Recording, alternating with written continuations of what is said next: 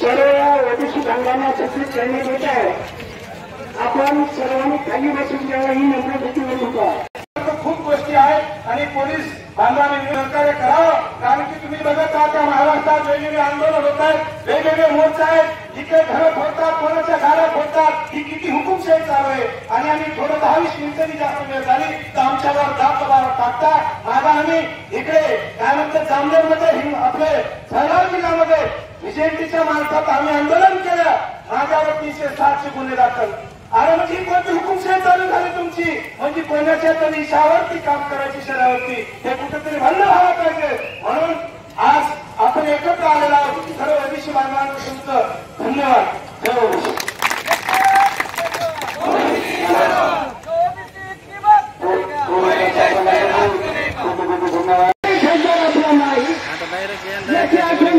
करून देतो पुढील भविष्य राजकारणाचं काय करायचं कसं करायचं आपले नेते सांगतील त्या हिशोबाने आपल्याला आता चालायचे। मी या पक्षाचा त्या पक्षाचा म्हणायचे नाही, कारण ओबीसीने एकदा दाखवून द्यायचं। कारण ठाकरे साहेबांनी सांगितलंय काय भुक्या काय छापाच्या पुस्तला उठलाय बघितलं असेल तुम्ही अशा धुका कापसायचं। याच्यासाठी आपल्याला जागृत व्हायचं, सर्वांनी एक दिन राहायचं, पण कोणाच्या पक्षाचा असेल आपला जो माणूस आहे हे राजकारणात आपण सांभाळून पावलं टाकायच्या त्याची सगळ्यांनी दक्षता घ्यावी। कारण मी पुढे मोठमोठे रस्ते बोलणारे एवढे त्यांनी या देशाला पालन पोषण करण्याचं काम या ओबीसी समाजाने केलंय। धर्माच्या बघितलं या देशासाठी कोण लढलेलं आहे, या महाराष्ट्रामध्ये वेगळे काहीतरी तुम्हाला सांगतात आणि आपल्या या ओबीसी समाजाला गोरगरीब समाजाला घालण्याचं काम करतात। या महाराष्ट्राचे जातीवादी मुख्यमंत्री, दुसऱ्या जातीवादी उपमुख्यमंत्री, एक उपमुख्यमंत्री दुसरे उपमुख्यमंत्री आणि या दोन्हीला सत्तानी घालण्याचं काम एक दुसरे उपमुख्यमंत्री करतात। म्हणून या सरकारसाठी आपल्याला भेट हवे, सर्वांना समजून घ्यावं लागेल बंधूंनो। आणि आपण आरक्षणासाठी रस्त्यावर उतरतो, आपण आपल्या मागण्या बांधण्यासाठी रस्त्यावर उतरतो आणि तुम्ही बघत आहात सोशल मीडियाच्या माध्यमातून व्हॉट्सअपवरती फेसबुकवरती काय तर वेगवेगळे पोस्ट व्हायरल करतात। या जातीचा आहेस तू असं आणि तुला असं करणार, तू त्या जातीचा आहेस आम्ही असं करणार, ही कोणती हुकुमशाही चालू झाली। या महाराष्ट्रामध्ये सर्व जाती धर्माचे लोक नांदतात राहतात आणि बंधूंनो पण काहीतरी एखादं मेसेज टाकायचं आणि जातीवादी हे वेगवेगळे जातीवादी भांडण लावायचं काम चालू आहे।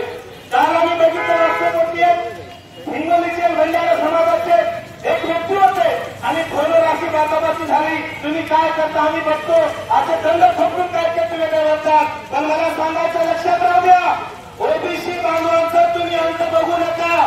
आताची लढाई ही डोक्याची आम्हाला माहित आहे आणि मागच्या काळामध्ये जे लढाई होती ती तलवारीची बंदुकीची दगडाची लढाई होती आणि ही लढाई फक्त ओबीसी बांधवांना माहित आहे। बंजारा समाजाला कसे कोणते चालवतात त्यांना माहित आहे। धनगर समाज वेगळा पाहतोय, कांदा मारतोय, जंगलामध्ये राहणारा समाज यांना सगळं माहित आहे। म्हणून आमचा अंत बघायचं नाही, आम्ही शांत आहोत, शांत राहू द्या। आणि याच्या मागे बघा, तुम्हाला आम्ही मोठे बंधू मानतो, तुम्हाला आमचे मोठे बांधव मानतो, त्याप्रमाणे आपण मी वागायला पाहिजे। कारण की आपल्यामध्ये उभं भांडण करून आणि छोट्या छोट्या जातीचे आपले जेवढी थोडं समाज आहे आपण एकमेकांच्या जातीमध्ये द्वेष निर्माण करण्याचा प्रयत्न हे सरकार करत आहे। म्हणून बंधूंनो याचा कुठेतरी विचार करायला पाहिजे की आपल्यातून ओबीसी बांधवांना विनंती करायचे, आपल्यातून एकही गोष्ट आपण वेगळे काही बोलायचे, त्यांना ते बोलायचं बोलू द्या। येणाऱ्या काळामध्ये आपल्याला बी डोक्याची लढाई करायची आहे बंधूंनो, त्याच्यामुळे आपण एकत्र येऊ आणि रेग्युलर एकत्र यायचं। कोण काय बोलतंय नाहीतर आपल्यामध्ये काय झालं माहिती का, मी तर आंदोलन केलं, मी मोर्चात केलं, मला भाऊ काय म्हणतील, भया काय म्हणतील, दादा काय म्हणतील, अरे सर तुमचा भाऊ तुम्हाला अरे जे लोक तुमच्या जीवावरती राज्य करतात ह्या लोकांनी तुम्ही भीतात, लक्षात असू द्या। जिस समाज का नेता बिकाऊ होता है वो समाज बिकाऊ होता है। अगर ना बिकने वाला नेता चाहिए, ना बिकने वाला समाज पैदा करो, शायद नेता बिक भी जाए, समाज बिकने वाला नहीं चाहिए।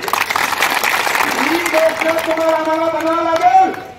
म्हणून सर्व ओबीसी बांधवांना विनंती आहे की कोणत्याही गोष्टीचा आपल्याकडून